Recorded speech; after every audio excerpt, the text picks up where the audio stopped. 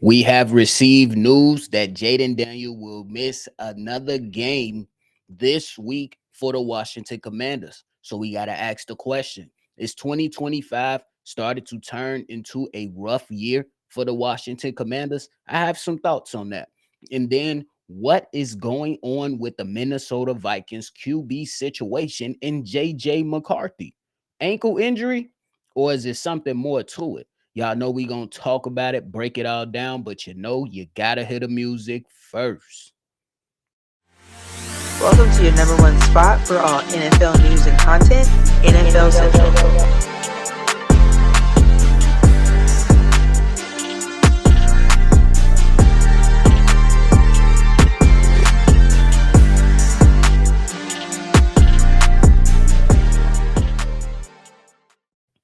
What's going on, NFL fans? Welcome back into another episode of NFL Central, your number one spot for everything NFL. I'm your host here, Bobby, and I'm holding it down on another daily episode. So, regardless on who you root for on every single game day, make sure you lock in into NFL Central to get the latest news and be able to talk that football talk, how people talk football talk, the fucking right way. That's it. But hey, let's talk about the Washington Commanders, man. My man's Jaden Daniels, man. He's set to miss another game, and in place of Jaden Daniels, Marcus Mariota will be starting for them once again. But the question I want to ask is 2025 turning into a rough year for the Washington Commanders? And the reason I'm asking this question is simply because Jaden Daniels has not been healthy this season. You looking at guys like Terry McLaurin, Noah Brown, Debo Samuels, offensive weapons for the Washington Commanders, suffer injuries as well. And then on the defensive side, you got guys that have just been recently placed on IR for the Washington Commanders. And those two players are Dorrance Armstrong and Drake Jackson, who are key pieces to the Washington Commanders defense. And not only do the Washington Commanders have a 3-4 record, starting this week, it's about to get real tough for those guys. You're going to start this week off with a matchup versus the Kansas City Chiefs. Marcus Mariota, I don't necessarily think he a bad backup, but I don't necessarily think he's going to be able to lead the Washington Commanders to a victory over the Kansas City Chiefs. That's just my opinion. And then after that, you face teams like Seattle and Detroit. And how much longer is Jaden Daniels going to be out for this season? And I think that it's an important thing to talk about simply because when you look at the Washington Commanders and some of the moves that they did this offseason, they went out and got a bunch of old guys. Laramie Tunsil, Debo Samuel. And then after that, a bunch of other guys that just come in and kind of fill the voids in a effort to push for reaching the Super Bowl. And one has to really, really think about this. We really have to think about if the Washington Commanders push their chips in the center of the table too soon. Because to my recollection, the Washington Commanders is one of the oldest teams in the NFL right now. And it's really showing with all these injuries that are piling up for the Washington Commanders. With a 3-4 record for the Washington Commanders, it looked like it's about to get a little bit bad for them. You know what I'm saying? KC, Seattle, Detroit, those are all teams that are fighting for playoff spots right now. And we can argue that Kansas City Chiefs look like the best team in the AFC right now, at least on this day. And the Detroit Lions look like the best team in the NFC on this day, with the Seattle Seahawks defense being a really good defense, and Jackson Smith and Jigba and Sam Darnold in Seattle putting on really good performances every single week up until this point. And no Jaden Daniels, no Debo Samuel, no Terry McLaurin.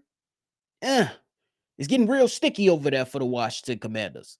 So is this year turning into something that we did not expect? Absolutely. I did not expect this for the Washington Commanders.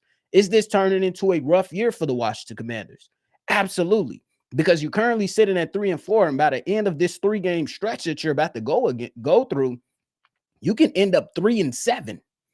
And with the Dallas Cowboys offense being so high powered and them putting on a better performance last week defensively, one can imagine that you're going to fall to the Dallas Cowboys. And then with the Philadelphia Eagles, yeah, they dropped 2 games and was 4-2, but then ultimately won last week and now are 5-2. you're going to be behind those two teams within your own division, with teams in the NFC North like the Chicago Bears, like the Green Bay Packers, like the Detroit Lions, all going to be fighting for playoff spots. And you might find yourself as one of those teams in the Washington Commanders who was just in the NFC Championship game to the following year not even making the playoffs because the NFC is so stacked right now.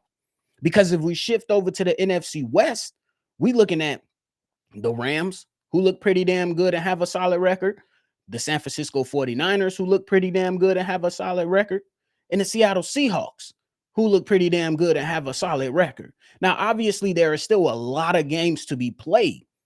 A lot of games still to be played. But if Jaden Daniels can't stay on the field for the Washington Commanders are cooked. That's just how we got to call it.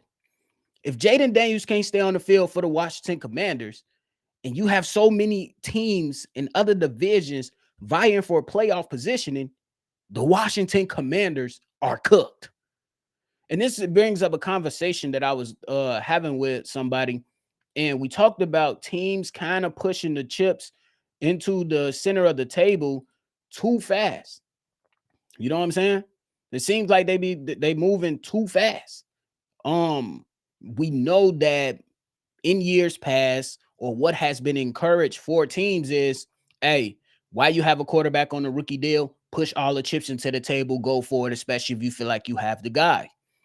But when you push those chips in the center of the table, it also has to be a discussion on who are you bringing in as a analogy of those chips being pushed in the center of the table. Are you bringing in a bunch of older guys, or are you bringing in some guys that are maybe still in the height of their prime, gonna cost you some money on, but still can give you some production for years and years to come? I don't necessarily know if that's the thing for Laramie Tunsil right now for the Washington Commanders. Not saying that he's bad, he's still good, but he is up there in age. I don't necessarily know if that's the situation for Deebo Samuels. I think he still can provide them with something, but yeah, this is a recurring thing right now for Deebo Samuel, who a lot of people look, and myself included, look at him as a bruiser who you can utilize as a crazy weapon on the offensive side of the ball, especially for the Washington Commanders, who added another dimension to their offense. And what's the bad part about it is that the offensive line has been up and down all season, and teams are really honing in on Jaden Daniels and his escapability. And with his slender frame, you can start to see that he's not able to take so many hits. Hence why we like, yeah, or at least am saying that Jaden Daniels, yes, use your escapability to get outside of the excuse me. Shit. Hold on now. Hold on now. Hold on now. I'm saying, Jaden Daniels, use your athleticism to go out there and be able to get outside of the pocket, but you got to get down. I'm saying, if you are going to escape, and if he's getting too close to taking hits, you can't take unnecessary hits. It's the same thing that I'm saying to another quarterback in the NFC East, and Jackson Dart. I love how he's a competitor. I love how he competes. I love the swag. Hey, if that's what keeps you going as a football player, keep it going. But you cannot take unnecessary hits as a quarterback if you want to stay on the field, because the quarterback is the man on the field that typically is going to lead the charge to help teams get the victories. So same thing applies for Jaden Daniels here. He has to protect himself, but then also the Washington Commanders have to coach him up on how to protect himself as well. And you expect that offensive line to be much, much better. But it's definitely turning into a rough year for the Washington Commanders. I think they are finding themselves in a situation they did not envision themselves being in. And sometimes that's just the nature of the game. Injuries start to pile up. The injury bug bites certain team every single year. But hey, you still got to play football games. And with Terry McLaurin being down, with Noah Brown being down, with multiple guys being on the IR, if Jaden Daniels was still healthy, he gives his team a legit shot to win football games, because I believe he's a force multiplier. You know what I'm saying? He can go out there and win football games with a couple guys that may be further down the depth chart, than say a Terry McLaurin, Noah Brown, or a Debo Samuel. But with him not being on the actual football field and depending on Marcus Mariota to come in and kind of keep your season afloat, that is not something we should be signing up for. And I know damn well the Washington Commanders are not signing up for that either. So it's turning into a rough year, but there is still a chance that Jaden Daniels can return for the Seattle game and the Detroit game. But as of right now, it's looking real iffy. It's looking real iffy right now for the Washington Commanders. So it's turning rough, but it's not all the way done. But if they go on a 3-game losing streak, we could pretty much chalk this up to the game. Not even gonna hold you. But hey, before we get up out of here, I want to talk about the Minnesota Vikings quarterback J.J. McCarthy. What the heck is going on with J.J. McCarthy in Minnesota? Minnesota, J.J. McCarthy has now missed 5 games. And he has a game to the Vikings have a game tonight versus the Los Angeles Chargers. That will now be his 6th game miss. I thought it was just an ankle injury. But when you listen to head coach Kevin O'Connell speak on it, he says that he doesn't have the mobility or the escapability to protect himself or move really well inside of the pocket and outside of the pocket just yet. I am not a doctor, never really wanted to be one. So I'm not going to sit up here and say that they're lying, you know what I'm saying, on his health or anything like that. But it does raise questions on what is going on with JJ McCarthy. Yes, he had an ankle injury or something like that, but why is it taking 6 weeks to get this guy back? Carson Wentz is clearly not the answer for the Minnesota Vikings. What the hell is going on with JJ McCarthy? Did Kevin O'Connell look at him in his few performances this season and say he needs to go out there, receive some reps, and then take a back seat just to learn a little bit more? I'm not going to call guys liars. I think they're going to be sitting there and really trying to figure out how they can get the best out of this quarterback and ensuring that he is as healthy as possible. But I know personally from experience of watching this game that typically most quarterbacks, even if they are dealing with a nagging injury, whether they take a game or two off, 9 times out of 10, those guys return not being necessarily 100%.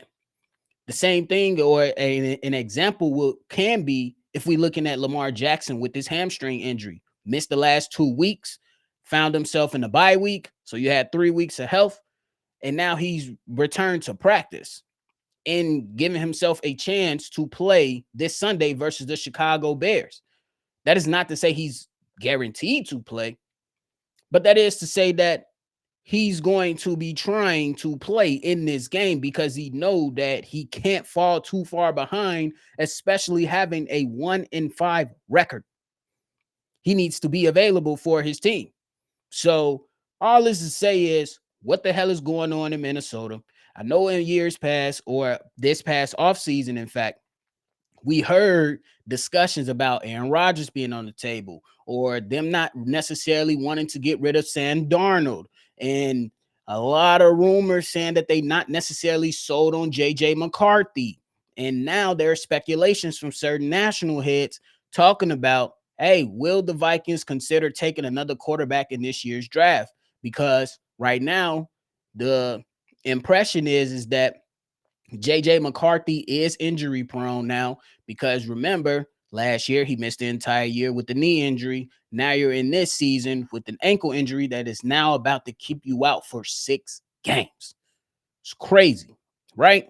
So we looking at that whole entire situation, and I'm just scratching my head with it. And I honestly don't know where they go from here. I honestly don't know.